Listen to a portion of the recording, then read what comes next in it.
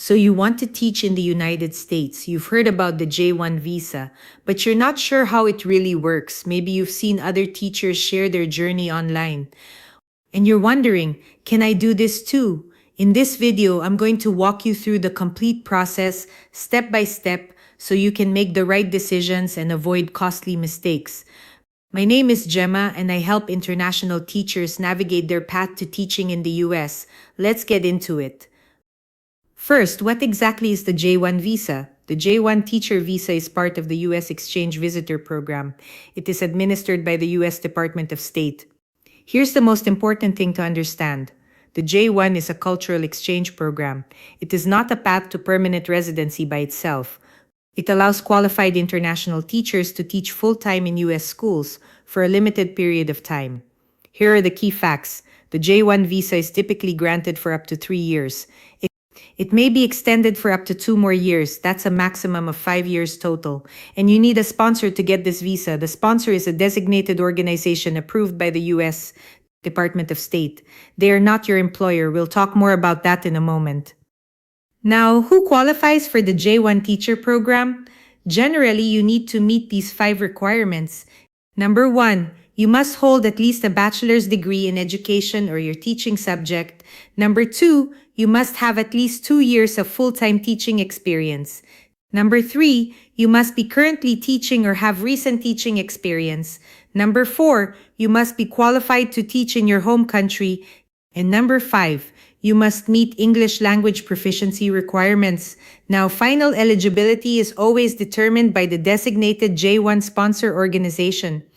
So even if you check all these boxes, the sponsor makes the final call.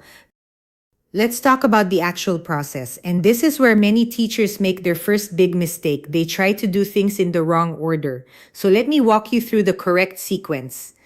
There are 4 steps, and the order matters. Step 1, get a job offer. Step 2, work with a sponsor. Step 3, apply for the visa. Step 4, arrive and start teaching. Here's the most important rule. No job offer means no visa process can begin. Let me say that again. No job offer, no visa process. Hiring decisions are made entirely by U.S. schools, not by visa sponsors, not by facilitation agencies. The school decides who they want to hire. Step 1. Secure a job offer from a U.S. school.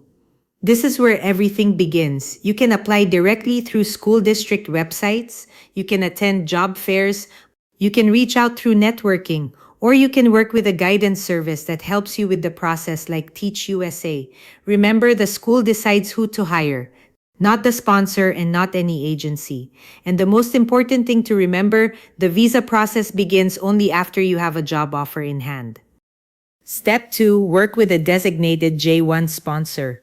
Once you receive your job offer, a sponsor reviews your credentials. If approved, they issue a document called the DS 2019.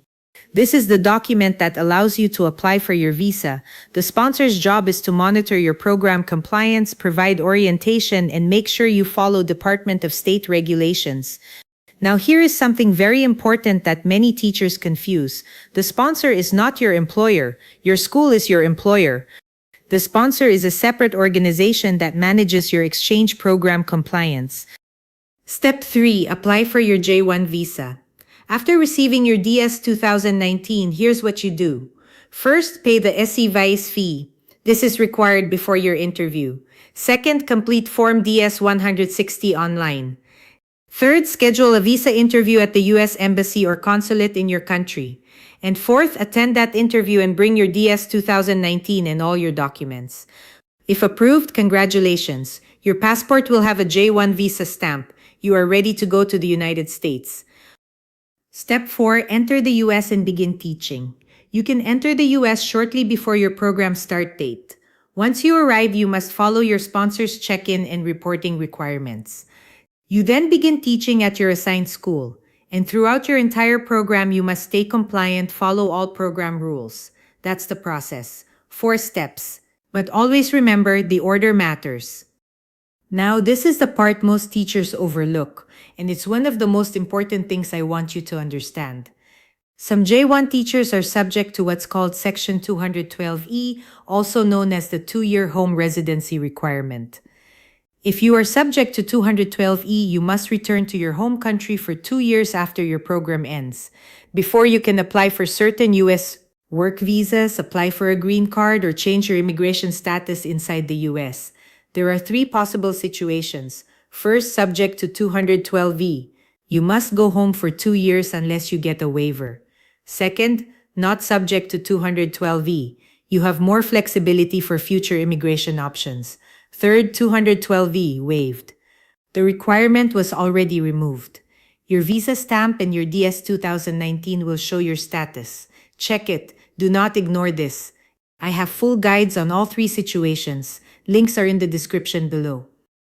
Let's talk about money. J-1 teachers are paid on the same salary schedule as US teachers in their district. This is a legal requirement. Salaries vary depending on the state, the school district, your experience, and your education level. In general, salaries range from around $40,000 to $70,000 or more per year.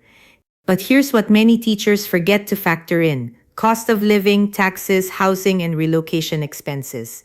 These can be significant depending on where you are assigned. I have a full salary breakdown by state on my blog. The link is in the description. Before I wrap up, let me share the 5 most common mistakes teachers make. Knowing these can save you a lot of problems. Mistake number 1, applying for a visa before getting a job offer. This is backwards. Get the job first. Mistake number 2, assuming the sponsor is your employer. They are not. Your school is your employer. Mistake number 3, working a second job without sponsor approval. This can get your visa terminated. Mistake number 4, ignoring your 212 status. Not knowing your status can seriously affect your long-term immigration options. Mistake number 5, relying on verbal promises instead of official documents. Always get everything in writing. Official documentation protects you. Let me quickly answer some of the most common questions I get. Can I apply without a job offer? No. You need a job offer first, always. Can my family join me? Yes. Eligible dependents can apply for J-2 visas. Can I work a second job? Generally, no. You must get sponsor approval first. Is the J-1 the same as an H-1B? No. The J-1 is a cultural exchange program. The H-1B is a work visa with very different rules. Can I apply for a green card while on J-1? It depends on your 212 status and your individual immigration strategy. Every case is different. Teaching in the United States can be a life-changing experience, but success depends on doing things the right way, understanding the process, following the rules, and planning ahead. I have free resources to help you get started right now. Download the J-1 Starter Guide. It walks you through the basics so you feel more confident going in. Download the Classroom Behavior Mini Playbook so you're ready for the US classroom. And visit teachusa.net if you want more personalized guidance on your visa pathway and long-term options. All links are in the description below. And that's a wrap on your complete J-1 visa guide for 2026. If this video helped you, please give it a thumbs up. It really helps other teachers find this content. Subscribe so you don't miss the next video. I cover visa options, life in the US, salary guides, green card pathways, and real stories from teachers just like you. Drop your questions in the comments below. I read every single one, and download the free J-1 Starter Guide using the link in the description. I'll see you in the next video.